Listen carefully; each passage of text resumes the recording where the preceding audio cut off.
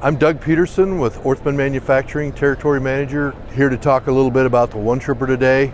One of the questions I get is maintenance of the machine. Just want to touch base. Our front coulter, when it's new, 22 inches, about 4 inches of it sticking out of the depth band, which is what it controls the depth of the rest of our machines.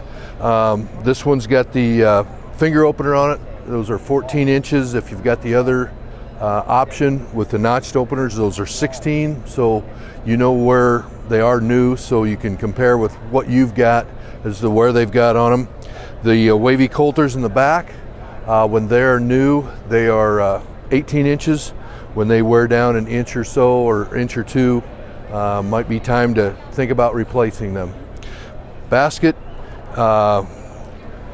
bearings are about the only thing you have to deal with those. The basket itself is probably never going to wear out for you. But that's kind of a high point of maintenance items on our row unit.